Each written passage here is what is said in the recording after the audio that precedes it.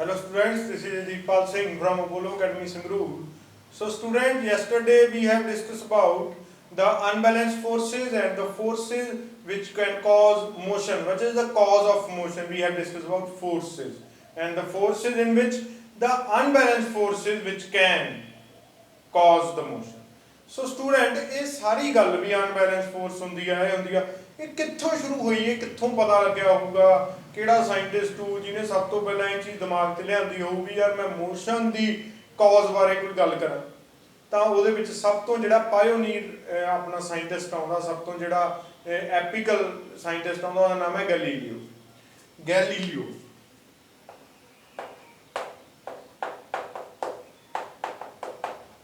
Galileo ਨੇ ਬੇਟਾ ਇਹ ਸਾਰਾ ਕੁਝ ਪਹਿਲਾਂ ਸ਼ੁਰੂ ਕੀਤਾ ਗੈਲੀਲੀਓ ਨੇ ਕੀ ਕੀਤਾ ਤੁਸੀਂ ਇਮੇਜਿਨ ਕਰੋ ਦੇਖੋ ਸਾਰੀ ਚੀਜ਼ ਜਿਹੜੀ ਫਿਜ਼ਿਕਸ ਦੀ ਆ ਨਾ ਸ਼ੁਰੂ ਤੋਂ ਲੈ ਕੇ ਐਂਡ ਤੱਕ ਆਪਣੀ ਇਮੇਜਿਨੇਸ਼ਨ ਤੇ ਆ ਠੀਕ ਆ ਇਮੇਜਿਨੇਸ਼ਨ ਕਰਨ ਦਾ ਇੱਕ ਤਰੀਕਾ ਹੁੰਦਾ ਅੱਖਾਂ ਬੰਦ ਕਰੋ ਜਿਹੜੀ ਚੀਜ਼ ਮੈਂ ਬੋਲਾਂ ਜਦੋਂ ਮੈਂ ਤੁਹਾਨੂੰ ਕਹਿੰਦਾ ਨਾ ਸਟਾਰਟ ਇਮੇਜਿਨਿੰਗ ਉਦੋਂ ਤੁਸੀਂ ਕੀ ਕਰਨਾ ਤੁਸੀਂ ਆਈਜ਼ ਬੰਦ ਕਰਨੀਆਂ ਨੇ ਜਿਹੜੀ ਚੀਜ਼ ਮੈਂ ਤੁਹਾਨੂੰ ਬੋਲੀ ਜਾਣੀ ਆ ਤੁਸੀਂ ਉਹ ਚੀਜ਼ ਇਮੇਜਿਨ ਕਰੀ ਜਾਣੀ ਜਦੋਂ ਤੁਹਾਨੂੰ ਉਹ ਚੀਜ਼ ਇਮੇਜਿਨ ਕਰਨੀ ਆ ਗਈ ਬੇਟਾ ਤੁਹਾਨੂੰ ਫਿਜ਼ਿਕਸ ਆ ਗਈ physics is nothing but the imagination जितनी इमेजिनेशन थोड़ी स्ट्रॉन्ग होगी उतनी थोड़ी फिजिक्स ते केमिस्ट्री दोनों स्ट्रॉन्ग होगी ठीक है क्योंकि अगे क्वांटम फिजिक्स आऊगी कोई और फिजिक्स वो सारा कुछ इमेजिनेशन ते हर एक चीज तुसीं देख नहीं ना सकोगे ਤਾਂ ਇਮੇजिनेशन ਤੇ ਆਉ ਸਾਰਾ ਕੁਝ ਠੀਕ ਹੈ ਜਿੰਨਾ ਆਪਦੇ ਦਿਮਾਗ ਨੂੰ ਖੋਲ ਸਕਦੇ ਹੋ ਜਿੰਨਾ ਪ੍ਰੋਪਰ ਉਨੀ ਤੁਹਾਡੀ ਫਿਜ਼ਿਕਸ ਸਟਰੋਂਗ ਹੋਊਗੀ ਤਾਂ ਦੇਖੋ ਗੈਲੀਲੀਓ ਨੇ ਕੀ ਕੀਤਾ ਗੈਲੀਲੀਓ ਨੇ ਬੇਟਾ ਇੱਕ ਐਪਰੇਟਸ ਬਣਾਇਆ ਫ੍ਰਿਕਸ਼ਨਲੈਸ ਐਪਰੇਟਸ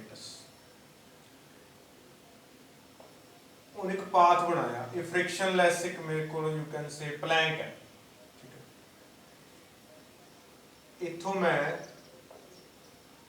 ਇੱਕ ਬਾਲ ਛੱਡਦੀ ਹੈ ਆਬਵੀਅਸਲੀ ਬਾਲ ਦਾ ਕੋਈ ਮਾਸ ਹੋਊਗਾ m ਜਿਹਦੇ ਕਰਕੇ ਉਹ ਨੀਚੇ ਨੂੰ ਆਊਗੀ ਫੋਰਸ ਆਫ ਗ੍ਰੈਵਿਟੀ ਕਰਕੇ mg ਕਰਕੇ ਉਹਦਾ weight ਆ ਜਾਊਗਾ ਉਹ ਨੀਚੇ ਨੂੰ ਆਈ ਉਹ ਨੀਚੇ ਆਉਂਦੀ ਉਹਨੇ ਇੱਕ ਸਰਟਨ ਵੈਲੋਸਿਟੀ ਅਟੇਨ ਕਰ ਲਈ ਹੋਊਗੀ ਉਹਨੇ ਕੀ ਕਰ ਲਈ certain this is the horizontal surface ਉਹਨੇ ਸਰਟਨ ਵੈਲੋਸਿਟੀ ਅਟੇਨ ਕਰ ਲਈ ਇਮੇਜਿਨ ਕਰੀ ਜਾਓ ਇਮੇਜਿਨ ਕਰੋ ਵੀ ਇਹ ਫ੍ਰਿਕਸ਼ਨਲੈਸ ਆ ਸਾਰੀ ਚੀਜ਼ ਇੱਥੇ ਬਿਲਕੁਲ ਫ੍ਰਿਕਸ਼ਨ ਨਹੀਂ ਹੈਗਾ ਕਿਉਂਕਿ ਇਹਦੇ ਉੱਤੇ ਇੱਕ ਫੋਰਸ ਨੇ ਕੰਮ ਕੀਤਾ ਗ੍ਰੈਵਿਟੀ ਨੇ ਜਿਹੜੀ ਕਿ ਅਨਬੈਲੈਂਸ ਫੋਰਸ ਸੀ ਉਹਨੇ ਇਹਦੇ ਕੰਮ ਕੀਤਾ ਉਹਨੇ ਇਹਨੂੰ ਨੀਚੇ ਖਿੱਚ ਲਿਆ ਰਿਐਕਸ਼ਨ ਫੋਰਸ ਵੀ ਕੰਮ ਕਰ ਰਹੀ ਹੋਊਗੀ ਬਟ ਰਿਐਕਸ਼ਨ ਫੋਰਸ ਕੀ ਹੋਊਗੀ ਰਿਐਕਸ਼ਨ ਫੋਰਸ ਇੰਨੀ ਜ਼ਿਆਦਾ ਨਹੀਂ ਹੋਣੀ ਕਿ ਉਹ ਗ੍ਰੈਵਿਟੀ ਦੀ ਫੋਰਸ ਨੂੰ ਰੋਕ ਸਕੇ ਉਹ ਇੱਧਰ ਨੂੰ ਕੰਮ ਕਰ ਰਹੀ ਹੋਊ ਰਿਐਕਸ਼ਨ ਪਿੱਛੇ ਨੂੰ ਕਰ ਰਿਹਾ ਉਹ ਫ੍ਰਿਕਸ਼ਨ ਕੰਮ ਫ੍ਰਿਕਸ਼ਨ ਜੇ ਪਿੱਛੇ ਨੂੰ ਕੰਮ ਕਰ ਰਿਹਾ ਕਿਉਂਕਿ ਫ੍ਰਿਕਸ਼ਨ ਤਾਂ ਹੈ ਹੀ ਨਹੀਂਗਾ ਫ੍ਰਿਕਸ਼ਨ ਤਾਂ ਹੈਗਾ ਹੀ ਨਹੀਂ ਤਾਂ ਫ੍ਰਿਕਸ਼ਨ ਜੇ ਹੈ ਨਹੀਂਗਾ ਤਾਂ ਇੱਥੇ ਇੱਕ ਅਨਬੈਲੈਂਸ ਫੋਰਸ ਬਣ ਗਈ ਕਿਉਂਕਿ ਮੈਂ ਤੁਹਾਨੂੰ ਕਿਹਾ ਇਹ ਫ੍ਰਿਕਸ਼ਨਲੈਸ ਹੈ ਉਹ ਨੀਚੇ ਆਈ ਹੋਊਗੀ ਇਮੇਜਿਨ ਕਰੋ ਇੱਕ ਸਲਾਈਡਿੰਗ ਪਲੈਂਕ ਆ ਜਿਹੜਾ ਫ੍ਰਿਕਸ਼ਨਲੈਸ ਆ ਜਿਵੇਂ ਬੱਚਿਆਂ ਦਾ ਝੂਲਾ ਹੁੰਦਾਗਾ ਠੀਕ ਹੈ ਸਲਾਈਡ ਹੁੰਦੀ ਹੈ ਉਵੇਂ ਉਸ ਤੋਂ ਬਾਅਦ ਕੀ ਕੀਤਾ ਇਹ ਨੀਚੇ ਆਇਓ ਇਹਨੇ ਇੱਥੋਂ ਇਹਨੂੰ ਨੀਚੇ ਆਈ ਕੁਝ ਵੈਲੋਸਿਟੀ ਅਟੇਨ ਕੀਤੀ ਇੱਥੋਂ ਉੱਪਰ ਚਲੀ ਗਈ ਮੰਨ ਲਓ ਇੱਥੇ ਤੱਕ ਆ ਗਈ ਉਰੇ ਤੱਕ ਆ ਗਈ ਠੀਕ ਹੈ ਇੱਥੇ ਤੱਕ ਆ ਗਈ ਫਿਰ ਇਹ ਵੀ ਫ੍ਰਿਕਸ਼ਨਲੈਸ ਸੀਗਾ ਇਹ ਇੱਥੇ ਤੱਕ ਆ ਗਈ ਆਰਾਮ ਨਾਲ ਆ ਗਈ ਇੱਥੇ ਇਹਨੇ ਇਹ ਹਾਈਟ ਅਟੇਨ ਕਰ ਲਈ ਇਹਨੇ ਐਸ ਡਿਸਪਲੇਸਮੈਂਟ ਕਵਰ ਕਰ ਲਈ ਐਸ ਡਿਸਪਲੇਸਮੈਂਟ ਇੱਥੋਂ ਇੱਥੇ ਪਹੁੰਚ ਗਈ ਅੱਗੇ ਇਹਨੇ ਇੱਕ ਹੋਰ ਇਸੇ ਤਰ੍ਹਾਂ ਦੀ ਚੀਜ਼ ਕੀਤੀ ਬਟ ਉਹਦੇ ਵਿੱਚ ਨਾ ਇਹਨੇ ਇੱਥੇ ਫਰਕ ਪਾਤਾ ਇਹਨੇ ਇਹਨੂੰ ਐ ਕਰਤਾ ਥੋੜਾ ਜਿਹਾ ਦੂਰ ਲੈ ਗਿਆ ਐ ਕਰਤਾ ਹੈਗਾ ਇਹ ਵੱਡਾ ਸੀ ਇਹਨੇ ਥੋੜਾ ਹੋਰ ਐ ਨੀਚੇ ਨੂੰ ਕਰਤਾ ਮਤਲਬ ਆ ਐਂਗਲ ਹੈ ਇੱਕ ਆ ਐਂਗਲ ਹੈ ਇਹਨੇ ਪਹਿਲਾਂ ਇਹ ਥੀਟਾ 1 ਤੇ ਸੀ ਉਹਨੇ ਥੀਟਾ 2 ਐਂਗਲ ਤੇ ਹੋ ਗਿਆ ਥੋੜਾ ਨੀਚੇ ਕਰਤਾ ਇਮੇਜਿਨ ਕਰੋ ਇਸ ਸਲੈਂਟ ਨੂੰ ਥੋੜਾ ਨੀਚੇ ਕਰਤਾ ਫਿਰ ਇਹਨੇ ਕੀ ਕੀਤਾ ਇੱਥੋਂ ਅਗੇਨ ਬਾਲ ਛੱਡੀ ਤੇ ਉਹ ਬਾਲ ਇਸ ਸਲੈਂਟ ਦੇ ਉੱਤੇ ਦੀ ਹੁੰਦੀ ਹੋਈ ਇੱਥੇ ਤੱਕ ਪਹੁੰਚ ਗਈ ਬਟ ਤੁਸੀਂ ਦੇਖਿਆ ਵੀ ਆ ਜਿਹੜਾ ਡਿਸਟੈਂਸ ਹੈ ਜਾਂ ਇਹ ਡਿਸਪਲੇਸਮੈਂਟ ਹੈ ਇਹ ਤੋਂ ਜ਼ਿਆਦਾ ਇਹ s1 ਡਿਸਪਲੇਸਮੈਂਟ ਹੈ s2 ਡਿਸਪਲੇਸਮੈਂਟ ਹੈ ਫਿਰ ਇਹਨੇ ਤੀਸਰੀ ਕੋਸ਼ਿਸ਼ ਕੀਤੀ ਉਹਨੇ ਇਸ ਤਰ੍ਹਾਂ ਨਾਲ ਕੀਤਾ ਵੀ ਇਹ ਜਿਹੜੀ ਚੀਜ਼ ਸੀ ਉਹ ਹੋਰ ਥੋੜੀ ਸਿੱਧੀ ਕਰਤੀ ਆ ਐਂਗਲ ਤੇ ਕਰਤੀ ਥੋੜੀ ਹੋਰ ਸਿੱਧੀ ਕਰਤੀ ਠੀਕ ਹੈ ਫਿਰ ਉਹ ਕੀ ਕੀਤਾ ਉਹਨੇ ਉਹ ਬਾਲ ਫੇਰ ਅਗੇਨ ਕਿਉਂਕਿ ਇਹ ਫ੍ਰਿਕਸ਼ਨਲੈਸ ਸੀ ਇੱਥੇ ਤੱਕ ਪਹੁੰਚ ਗਈ ਇੱਥੇ ਤੱਕ ਪਹੁੰਚੀ ਫਿਰ ਉਹਨੇ ਇੱਕ ਚੀਜ਼ ਕਹੀ ਕਹਿੰਦਾ ਜੇ ਮੈਂ ਐਵੇਂ ਫ੍ਰਿਕਸ਼ਨਲੈਸ ਚੀਜ਼ ਨੂੰ ਬਿਲਕੁਲ ਸਿੱਧੀ ਕਰਦਾ ਐਵੇਂ ਕਰਦਾ ਤਾਂ ਕਹਿੰਦਾ ਇਹ ਬਾਲ ਜਾਈ ਜਾਊ ਜਿੱਥੇ ਤੱਕ ਫ੍ਰਿਕਸ਼ਨ ਨਹੀਂ ਹੋਣਾ ਉੱਥੇ ਤੱਕ ਇਹ ਜਾਈ ਜਾਊ ਮਤਲਬ ਇਹਨੂੰ ਕੋਈ ਚੀਜ਼ ਰੋਕਣ ਵਾਲੀ ਨਹੀਂ ਹੋਣੀ ਆਬਵੀਅਸਲੀ ਜੇ ਫ੍ਰਿਕਸ਼ਨ ਨਹੀਂ ਹੈਗਾ ਤਾਂ ਉਹ ਰੁਕ ਹੀ ਨਹੀਂ ਸਕਦੀ ਇੱਕ ਵਾਰ ਐਮਬੈਲੈਂਸ ਫੋਰਸ ਲੱਗੀ ਜਿਹਦੇ ਕਰਕੇ ਉਹ ਮੋਸ਼ਨ 'ਚ ਆ ਗਈ, ਉਸ ਤੋਂ ਬਾਅਦ ਉਹ ਲਗਾਤਾਰ ਮੋਸ਼ਨ 'ਚ ਜਾਈ ਜਾ ਰਹੀ ਆ, ਮੋਸ਼ਨ 'ਚ ਜਾਈ ਜਾ ਰਹੀ ਆ, ਮੋਸ਼ਨ 'ਚ ਜਾਈ ਜਾ ਰਹੀ ਆ। ਬਸ ਇੱਥੋਂ ਹੀ ਨਿਊਟਨ ਨੇ ਆਪਣਾ ਪਹਿਲਾ ਮੋਸ਼ਨ ਦਾ ਸਿਧਾਂਤ ਦਿੱਤਾ, ਜਿਹਦੇ ਵਿੱਚ ਉਹਨੇ ਫੋਰਸ ਬਾਰੇ ਚੀਜ਼ਾਂ ਐਕਸਪਲੇਨ ਕੀਤੀਆਂ। ਦੇਖੋ ਲਾ ਮੋਸ਼ਨ ਦੇ ਨੇ ਚੀਜ਼ਾਂ, ਉਹ ਫੋਰਸ ਬਾਰੇ ਕਹਿ ਰਿਹਾ ਹੈਗਾ। ਨਿਊਟਨ ਦਾ ਫਸਟ ਲਾ ਕਹਿੰਦੇ ਨੇ ਆਪਾਂ ਇਹਨੂੰ, ਨਾ ਮੋਸ਼ਨ ਰੱਖਦੇ ਆ ਨਾ ਫੋਰਸ ਰੱਖਦੇ ਆ, ਠੀਕ ਹੈ। ਆਪਾਂ ਗੱਲ ਕਰਦੇ ਆ ਨਿਊਟਨਸ ਫਸਟ ਲਾ, ਜਿਹੜਾ ਉਹਨੇ ਫੋਰਸ ਬਾਰੇ ਦਿੱਤਾ। ਉਹ ਕਹਿੰਦਾ, ਉਹਨੇ ਗਲੀਲੀਓ ਦੇ ਐਕਸਪੈਰੀਮੈਂਟ ਡਿਸਕਸ ਕੀਤੇ, ਉਹਨੇ ਰੀਡ ਕੀਤੇ ਗਲੀਲੀਓ ਦੇ ਐਕਸਪੈਰੀਮੈਂਟ।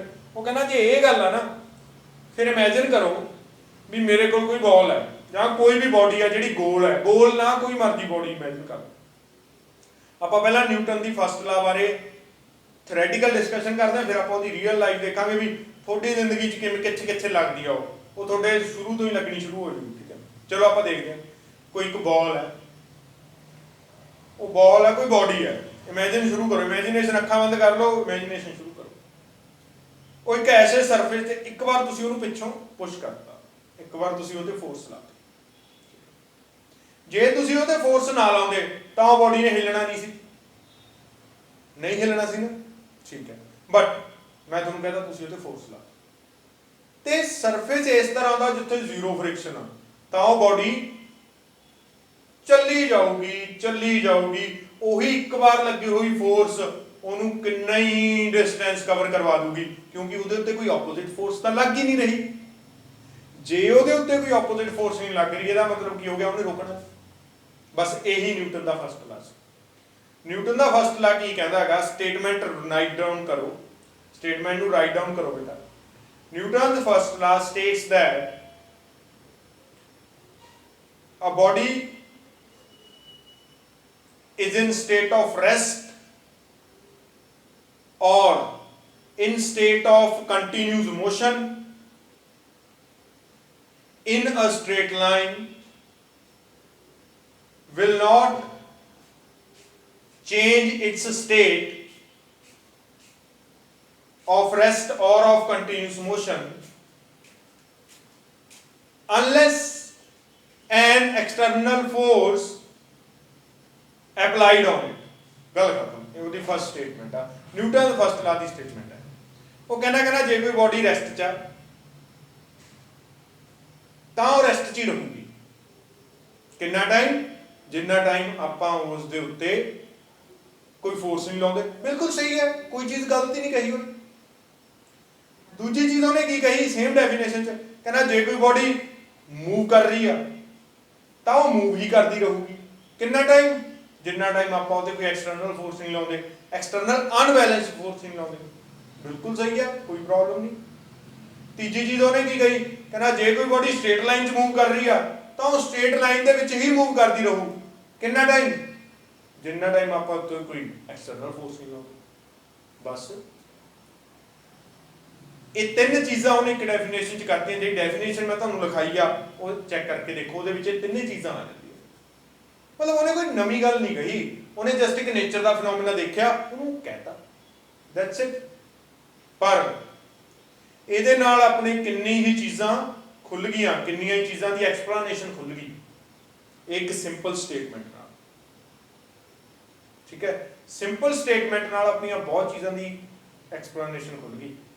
ਫੋਰ ਐਗਜ਼ਾਮਪਲ ਆਪਾਂ ਤੁਹਾਡੇ ਤੇ ਲਾ ਕੇ ਦੇਖੀਏ, ਪਹਿਲਾਂ ਫਿਜ਼ੀਕਲ ਨਹੀਂ, ਪਹਿਲਾਂ ਆਪਾਂ ਇਮੋਸ਼ਨਲ ਗੱਲ ਕਰਦੇ ਹਾਂ। ਠੀਕ ਹੈ, ਤੁਸੀਂ ਜਮੀ ਨਹੀਂ ਪੜੋਗੇ ਬੇਟਾ, ਤੁਸੀਂ ਸੁੱਤੇ ਪਏ ਜਾਂ ਤੁਸੀਂ ਇੱਕ ਕੁਰਸੀ ਤੇ ਬੈਠੇ ਹੋ, ਤੁਸੀਂ ਕੁਰਸੀ ਤੇ ਬੈਠੇ ਰਹਿਣਾ ਹੀ ਪਸੰਦ ਕਰੋਗੇ। ਠੀਕ ਹੈ, ਕਿੰਨਾ ਟਾਈਮ? ਜਿੰਨਾ ਟਾਈਮ ਤੁਹਾਨੂੰ ਤੁਹਾਡੇ ਘਰ ਦੇ ਨਹੀਂ ਕਹਿੰਦੇ ਵੀ ਖੜਾ ਹੋ ਕੇ ਪਾਣੀ ਲੈ ਕੇ ਆ। ਠੀਕ ਹੈ, ਪਹਿਲੀ ਗੱਲ। ਦੂਸਰੀ ਗੱਲ, ਤੁਸੀਂ ਖੇਡ ਰਹੇ ਹੋ, ਤੁਸੀਂ ਮੋਸ਼ਨ 'ਚ ਹੋ, ਤੁਸੀਂ ਖੇਡਣਾ ਹੀ ਪਸੰਦ ਕਰੋਗੇ।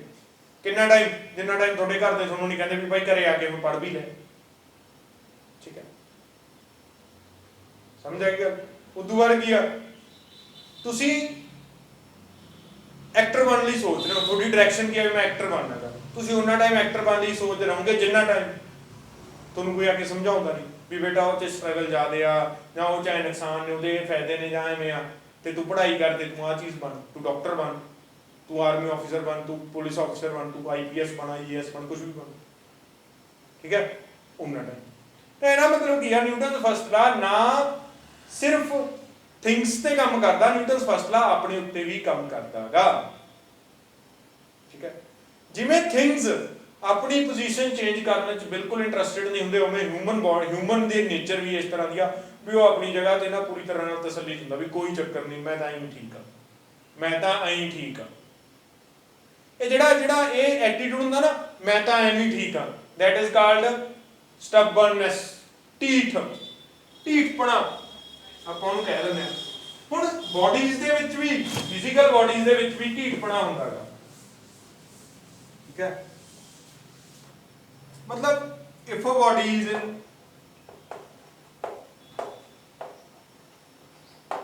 is in state of rest,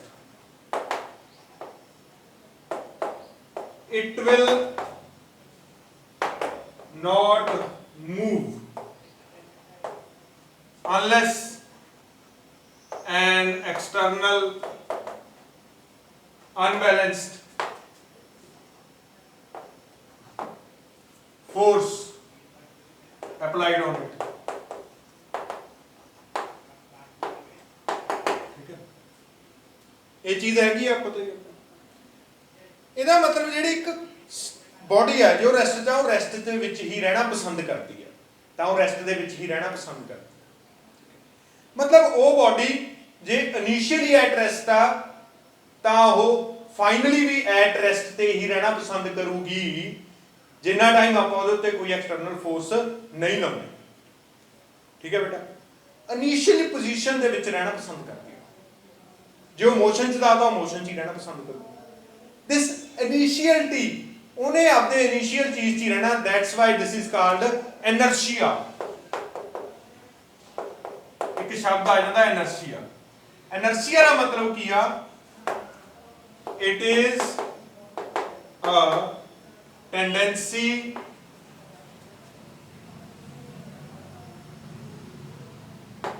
of a body to remain in its initial state,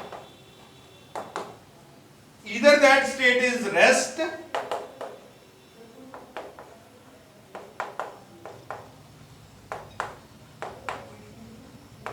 or motion in a particular direction।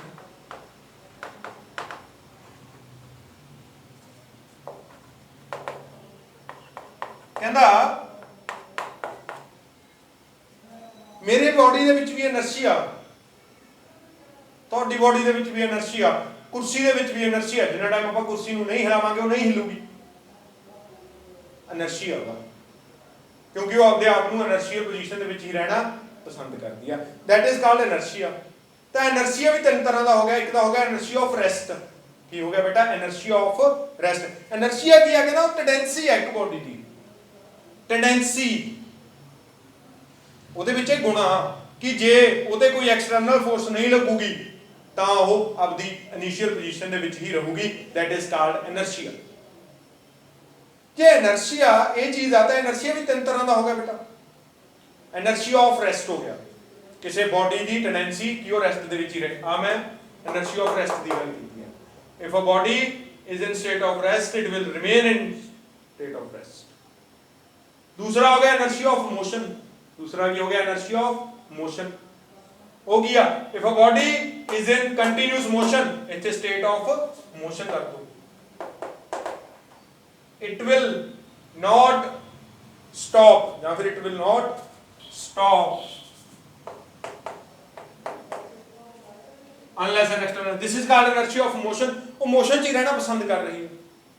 तीसरी चीज होगी inertia of direction. If a body is moving in a particular direction,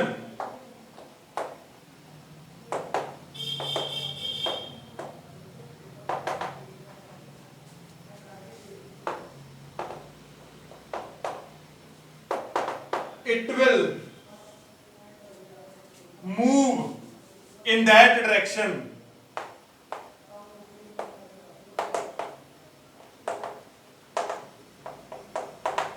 कितना time move करती रहूगी?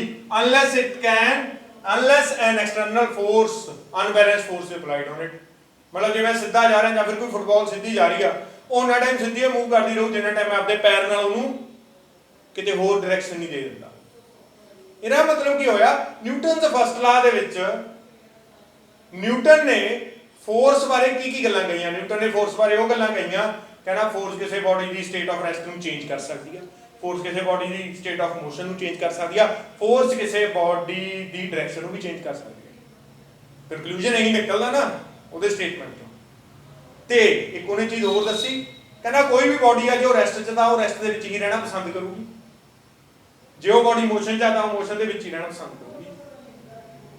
ਇਹਦਾ ਮਤਲਬ first ਲਾ ਨੂੰ ਆਪਾਂ ਨਿਊਟਨ ਦੇ ਫਸਟ ਲਾ ਨੂੰ ਇਹਦਾ ਦੂਸਰਾ ਨਾਮ ਲਿਖਾਂਗੇ ਆਪਾਂ ਲਾ ਆਫ ਇਨਰਸ਼ੀਆ। ਨਿਊਟਨਸ ਫਸਟ ਲਾ ਇਹਦਾ ਸੈਕਿੰਡ ਨਾਮ ਕੀ ਆ ਲਾ ਆਫ ਇਨਰਸ਼ੀਆ, ਕਿਉਂਕਿ ਇਨਰਸ਼ੀਆ ਉਦੋਂ ਹੀ ਖਤਮ ਹੋਊਗਾ ਜਦੋਂ ਆਪਾਂ ਕੋਈ ਫੋਰਸ ਲਾਵਾਂਗੇ। ਠੀਕ ਹੈ, ਇਨਰਸ਼ੀਆ ਉਦੋਂ ਹੀ ਖਤਮ ਹੋਊਗਾ ਜਦੋਂ ਆਪਾਂ ਕੋਈ ਫੋਰਸ ਲਾਵਾਂਗੇ। ਤਾਂ ਇੱਥੋਂ ਆਪਾਂ ਨੂੰ ਫੋਰਸ ਦੀ ਬੇਸਿਕ ਮਤਲਬ ਫੋਰਸ ਦੇ ਬੇਸਿਕ ਕਨਸੈਪਟ ਪਤਾ ਲੱਗ ਰਹੇ ਨੇ ਨਿਊਟਨਸ ਫਸਟ ਲਾ ਤੋਂ ਵੀ ਫੋਰਸ ਐਕਚੁਅਲ ਚ ਕਰਦੀ ਕੀ ਆ, ਕੁਆਲਿਟੀ ਕਿਸ ਤਰ੍ਹਾਂ ਦੀ ਆ ਫੋਰਸ। ਤਾਂ ਜਿਹੜਾ ਕੁਆਲੀਟੇਟਿਵ ਐਨਾਲਾਈਸਿਸ ਆਫ ਫੋਰਸ ਆ ਦੈਟ ਇਜ਼ ਨਿਊਟਨਸ ਫਸਟ ਲਾ ਔਰ ਲਾ ਆਫ ਇਨਰਸ਼ੀਆ। ਨਿਊਟਨਸ ਫਸਟ ਲਾ ਆਪਾਂ ਨੂੰ ਦੋ ਚੀਜ਼ਾਂ ਬਾਰੇ ਚੰਗੀ ਤਰ੍ਹਾਂ ਨਾਲ ਦੱਸ ਦਿੰਦਾ, ਇੱਕ ਇਨਰਸ਼ੀਆ ਬਾਰੇ ਜਿਹੜੀ ਕਿ ਇੱਕ ਬਾਡੀ ਦੀ ਟੈਂਡੈਂਸੀ ਆ, ਦੂਸਰੀ ਫੋਰਸ ਬਾਰੇ। ਠੀਕ ਹੈ ਜੀ, ਤਾਂ ਅੱਜ ਦੇ ਲੈਕਚਰ ਦੇ ਵਿੱਚ ਆਪਾਂ ਸਿਰਫ ਇਹੀ ਡਿਸਕਸ ਕਰਾਂਗੇ, ਕਰ ਚੁੱਕੇ ਹਾਂ। ਠੀਕ ਹੈ, ਫੋਰਸ ਦੇ ਤਿੰਨ ਮੇਨ ਕੀ ਕੰਮ ਨੇ, ਨਿਊਟਨ ਫਸਟ ਲਾ ਦੀ ਪ੍ਰੋਪਰ ਡੈਫੀਨੇਸ਼ਨ ਕੀ ਆ, ਸਟੇਟਮੈਂਟ ਕੀ ਆ, ਇਨਰਸ਼ੀਆ ਕੀ ਹੁੰਦਾ ਤੇ ਕਿੰਨੇ ਤਰ੍ਹਾਂ ਦਾ ਹੁੰਦਾ। ਪਿਛਲੇ ਲੈਕਚਰ ਦੇ ਤੇ ਇਸ ਲੈਕਚਰ ਦੇ ਤੁਹਾਨੂੰ ਮੈਂ ਇਕੱਠੇ ਨੋਟਸ ਸੈਂਡ ਕਰ ਦਿੰਦਾ। ਠੀਕ ਹੈ, ਉਹਦੇ ਵਿੱਚ ਟੌਪਿਕ ਬਣਾਏ ਹੋਏ ਨੇ, ਚੰਗੀ ਤਰ੍ਹਾਂ ਨਾਲ ਤੁਹਾਨੂੰ ਸਮਝ ਆ ਜਾਣਗੇ। ਅੱਜ ਦੇ ਲਈ ਬੇਟਾ ਇੰਨਾ ਹੀ। ਕੱਲ ਨੂੰ ਆਪਾਂ physical applications or where we can see Newton first law physically ਆਪਦੀ ਆਮ ਜ਼ਿੰਦਗੀ 'ਚ ਆਪਾਂ ਕਿੱਥੇ ਦੇਖਦੇ ਹਾਂ, ਕਿੰਨਾ ਚੀਜ਼ਾਂ ਦੇ ਵਿੱਚ ਦੇਖਦੇ ਹਾਂ, ਉਹਦੇ ਬਾਰੇ ਗੱਲ ਕਰਾਂਗੇ। ਠੀਕ ਹੈ ਬੇਟਾ, ਅੱਜ ਦੇ ਲਈ ਇੰਨਾ ਹੀ। Thank you.